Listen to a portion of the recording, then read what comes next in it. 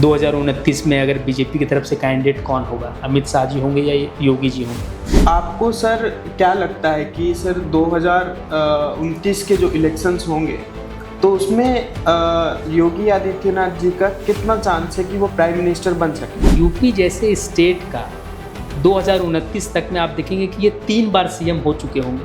अगर 2027 जीत जाते हैं तो ये तीसरी बार मुख्यमंत्री का शपथ ग्रहण करेंगे।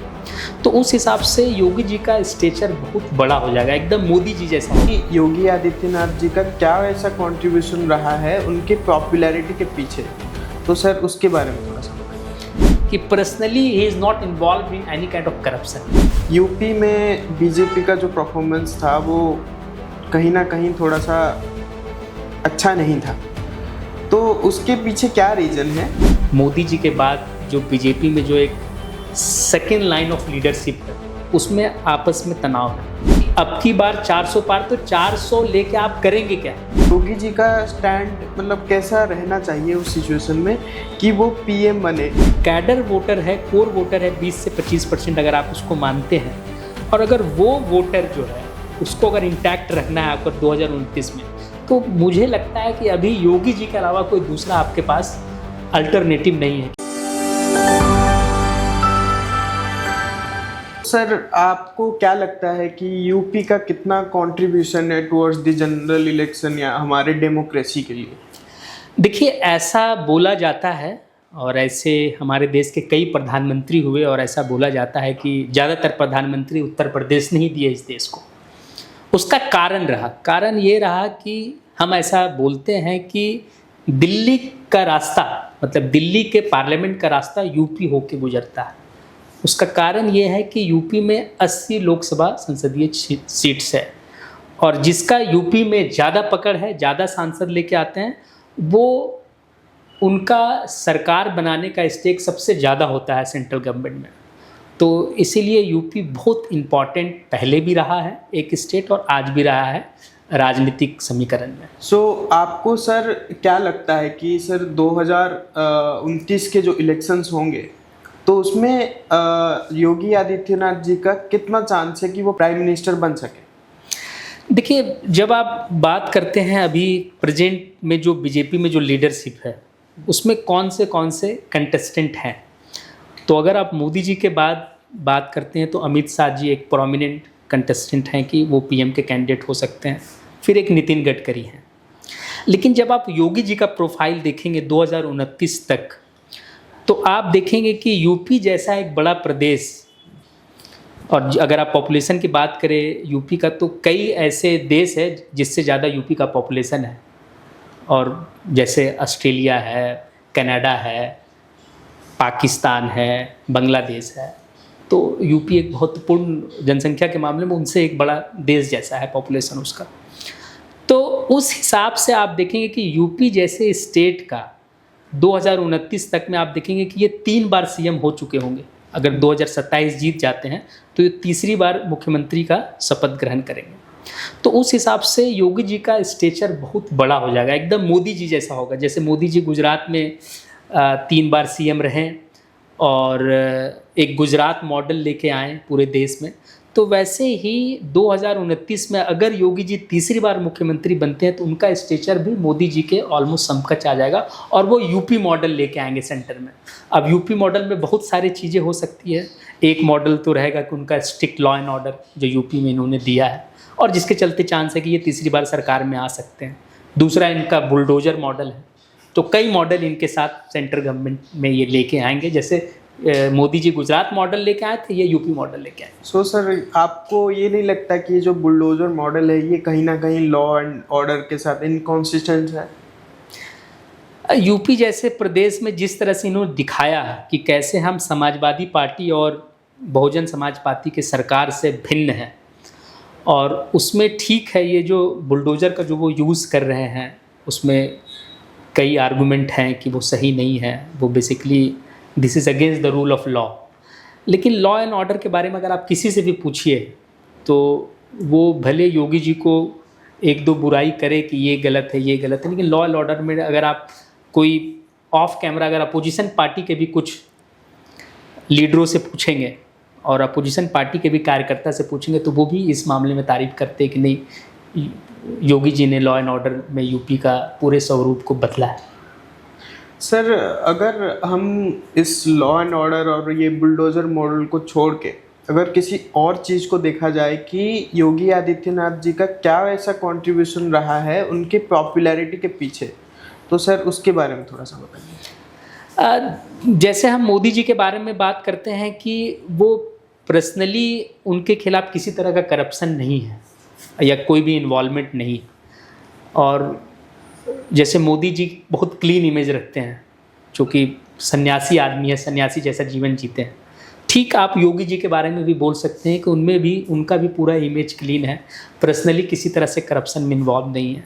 और यूपी में चारों तरफ से आप देखें तो डेवलपमेंट तो हो ही रहा है, चाहे कोई भी गवर्नमेंट का प्रोजेक्ट हो, चाहे कोई भी प्रोजेक्ट में वो काम कर रहे हैं, वो दिन दुगुना रात चौगुना वो तरक्की कर ही रहा है। और जैसा कि उनका टारगेट भी है कि इसको $1 ट्रिलियन इकोनॉमी बनाना है यूपी को, उसमें भी वो काम कर रहे हैं। तो मेरे हिसाब से डेवलपमेंट का भी एक यूपी का मॉडल का एक अच्छा एग्जाम्पल होगा अगर ये तीसरी बार सरकार में आ जाते हैं तो। और लॉ एंड ऑर्डर तो रहेगा ही, और इनका जो क्लीन इमेज है कि personally he is not involve in any kind of corruption, जैसे मोदी जी का क्लीन इमेज है, तो ये भी बहुत बेनिफिशियल होगा। सर, जैसे आपने सोशल इकोनॉमिक रिफॉर्म्स के बारे में बात किया, तो आपको कौन सा ऐसे स्पेसिफिक रिफॉर्म्स बहुत ज़्यादा पसंद है योगी जी के, या फिर उसके पॉपुलैरिटी के पीछे वो रिफॉर्म्स हैं? जनरली सेंट्रल गवर्नमेंट की इतनी सारी स्कीम है, उसको ही योगी जी अच्छी तरीके से अपने स्टेट में लागू कर रहे हैं। मोदी जी का काफ़ी स्कीम लाया हुआ है, अगर वही आप अच्छे तरह से इम्प्लीमेंट कर रहे हैं तो, और यूपी गवर्नमेंट का अपना तो स्कीम है ही, तो यही एक बहुत बड़ी उपलब्धि है। जैसे बहुत बार ये आरोप लगती हैं और सब सरकार में जो कि नॉन बीजेपी गवर्नमेंट है, चाहे तमिलनाडु में जो सरकार है या बंगाल में सरकार है, तो सेंट्रल गवर्नमेंट हमेशा ये आरोप लगाती है कि भाई हमारे जो स्कीम है, वेलफेयर स्कीम है, ये सरकार लागू नहीं करते हैं। तो अगर योगी जी उसी को ऑनेस्टी से लागू करें तो मुझे लगता है this is more than sufficient. Sir, जैसे कि हमने 2024 के जनरल इलेक्शन के रिजल्ट्स देखे, यूपी में बीजेपी का जो परफॉर्मेंस था वो कहीं ना कहीं थोड़ा सा अच्छा नहीं था, तो उसके पीछे क्या रीज़न है, और अगर वो आगे इस पे सुधार करना चाहे तो क्या करेंगे? देखिए, ये बात अभी बहुत बार मीडिया में लगातार आ रही है कि भाई आखिर आप यूपी में इतने सीट्स कैसे हार गए, इसका प्रॉब्लम कहाँ है। तो 2-3 तरह का आर्गूमेंट दिया जा रहा है। पहला आर्गूमेंट ये है कि कहीं ना कहीं मोदी जी के बाद जो बीजेपी में जो एक सेकेंड लाइन ऑफ लीडरशिप है, उसमें आपस में तनाव है। तनाव ये है कि जैसा आपने अभी हम लोगों ने अभी चर्चा भी किया कि भाई 2029 में अगर बीजेपी की तरफ से कैंडिडेट कौन होगा, अमित शाह जी होंगे या योगी जी होंगे। तो ऐसा बोला जाता है कि इन दो बड़े लीडरों में आपसी टसल है। योगी जी करीब 40-42 सीट ऐसा मांग रहे थे कि इन सीटों में इनको लड़ाना चाहिए, तो इनकी बात को सेंट्रल लीडरशिप ने नहीं माना या अमित शाह जी ने कंसेंट नहीं दिया। तो एक वजह तो उसको बताया जा रहा है कि ये हार की एक बड़ी वजह है, तो योगी जी जिसके लिए टिकट मांग रहे थे उसको दिया नहीं गया। दूसरा है कि अपोजिशन पार्टी ने जो एक नैरेटिव सेट किया, और वो कहीं ना कहीं सफल हुए इस नैरेटिव सेट करने में कि ये संविधान बदल देंगे, ये रिजर्वेशन ख़त्म कर देंगे। और ये जो मोदी जी का जो एक नारा था बीजेपी का कि अब की बार 400 पार, तो बीजेपी कहीं ना कहीं ये नारा एक अधूरा नारा लेके चुनाव में उतरी कि अब की बार 400 पार, तो 400 लेके आप करेंगे क्या, ये क्लियर मैसेज जनता को ये नहीं दे पाए। तो अपोजिशन ने इसका एक नैरेटिव ये सेट कर दिया कि इनको 400 पार मिलेगा तो ये कॉन्स्टिट्यूशन चेंज कर देंगे, रिजर्वेशन हटा देंगे। तो इस इलेक्शन से ये भी सबक मिलता है कि आप कभी भी नारा दीजिए तो अधूरा नारा मत दीजिए। आप 400 पार तो बोल रहे हैं, लेकिन 400 पार के बाद आप करेंगे क्या, ये नारा आपने स्पष्ट नहीं किया। तो लोगों को अपोजिशन ये नैरेटिव सेट करने में सफल हो गई कि ये 400 पार लेके कॉन्स्टिट्यूशन बदल लेंगे। ये बातें काफ़ी बार प्रशांत किशोर जी ने हमेशा टीवी चैनल में बताया कि ये बीजेपी का जो अधूरा नारा है ये कहीं न कहीं हार का कारण बना पूरे देश में, इंक्लूडिंग यूपी। सो सर, इसको लगता क्या है कि क्या चेंज करने चाहिए स्ट्रैटेजी में कि 2029 में थोड़ा सा इससे सुधार हो? देखिए, स्ट्रैटेजी में जो सबसे बड़ा जो मुद्दा है वो अनएम्प्लॉयमेंट है। उस पे तो सरकार को काम करना पड़ेगा। और जैसा कि आप इस बार का जो बजट देख रहे हैं उसमें ऐसा मतलब कि पॉलिसी बनाया गया कि ज़्यादा से ज़्यादा लोगों को एम्प्लॉयमेंट मिले, जिसमें इंटर्नशिप का एक प्रोविज़न डाला गया कि जो टॉप 10 500 कंपनियां हैं वो 1 करोड़ इंटर्नशिप बच्चों को देंगी।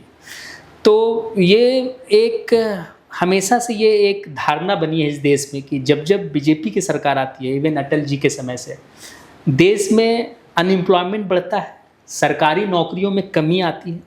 ये एक पहले की बनी हुई धारणा है।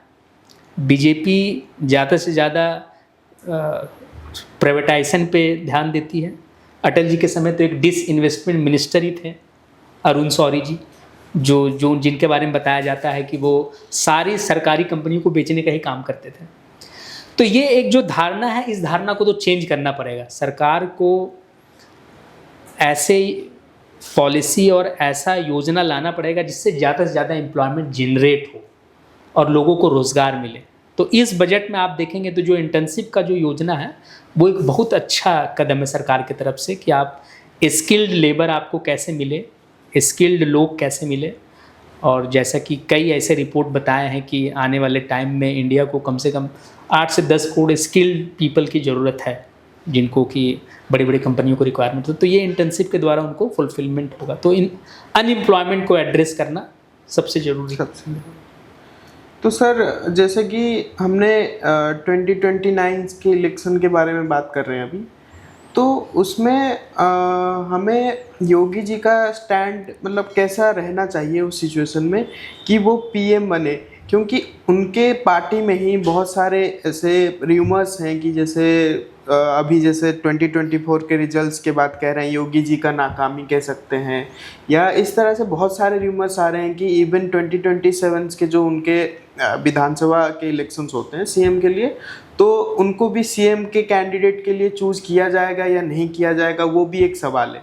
तो उस पर आप क्या कहना चाहेंगे? देखिए, अभी लगातार मीडिया में ऐसे रिपोर्ट आ रहा है कि योगी जी को हटाया जा सकता है। इवन ऑपोजिशन पार्टी भी ये बात पहले बता दिया। तो देखिए, भारतीय जनता पार्टी इस तरीके का मिस्टेक तो कभी नहीं करेगी। और एक तो आप यूपी में ऐसे भी कमज़ोर हैं, ऊपर से आप योगी जी को हटा देंगे तो 2027 में जब इलेक्शन होगी तो बिना योगी के आप फिर से तीसरी बार सरकार में आएगी, इसकी कोई पॉसिबिलिटी नहीं है। अच्छा, वहाँ जो एग्जिस्टिंग जो लीडरशिप है, तो चाहे जो भी हो, केशव प्रसाद मौर्य जी हो, वो योगी के स्टैचर के लीडर हैं नहीं, और वो यूपी जैसे बड़े प्रदेश को नहीं संभाल पाएंगे। तो बीजेपी ऐसी गलती कतई नहीं करेगी कि योगी जी को हटा देगी, नंबर 1। दूसरा, योगी जी के नेतृत्व में ही इनको 2027 का चुनाव लड़ना होगा, नंबर 2। और तीसरा, अगर वो तीसरी बार यूपी में सरकार बनाते हैं तो योगी जी का स्टैचर भी मोदी जी के समकक्ष आ जाएगा, क्योंकि आप एक राज्य में तीसरी बार सरकार में आ गए, वो भी इतनी बड़ी राज्य में, तो आप ऑलमोस्ट 12-13 साल सीएम रह जाते हैं, 13 साल, तो फिर आपके लिए फिर आसान हो जाएगा प्राइम मिनिस्टर कैंडिडेट बनने के लिए। तो अगर इन सब बिंदुओं पे विचार करें, और दूसरा जो आप समझिए कि बीजेपी का शुरू से, चाहे वो अटल जी जब प्राइम मिनिस्टर थे, चाहे उसके बाद अटल जी इलेक्शन हारे, एडवाणी जी इलेक्शन हारे, उसके बाद फिर यूपीए 1 यूपीए 2 मिला, तो आप देखेंगे कि उस ज़माने में भी बीजेपी का जो कोर वोटर है, जो कैडर वोटर है, वो हमेशा बीजेपी के साथ इंटैक्ट रहा। तो अगर आपका जो कैडर वोटर है, कोर वोटर है, 20 से 25% अगर आप उसको मानते हैं, और अगर वो वोटर जो है उसको अगर इंटैक्ट रखना है आपको 2029 में, तो मुझे लगता है कि अभी योगी जी के अलावा कोई दूसरा आपके पास अल्टरनेटिव नहीं है कि आपका कोर वोटर वो आपके साथ ही जुड़ा रहे। तो इन सब को भी देखते हुए लगता है कि योगी जी ही उपयुक्त उम्मीदवार होंगे। सर, जैसे कि हमने 2024 जनरल इलेक्शंस के रिजल्ट्स देखे, तो उसमें जैसे एक र्यूमर ये भी है कि जो योगी जी जिन जिन कैंडिडेट्स को चूज़ किए थे उनको टिकट्स नहीं दिया गया। ये सबसे बड़ा ड्रॉबैक है इलेक्शंस के जो नतीजे जो हैं उसके पीछे। तो उसके बारे में आपको क्या कहना है? हाँ, जैसा कि हमने डिस्कस किया कि ऐसा था कि योगी जी 40 से 42 सीट मांग रहे थे कि ये कैंडिडेट का दिया जाए और ये सीट उनको नहीं मिला, तो ये एक बहुत बड़ी वजह रही हार की, ये हमने डिस्कस किया।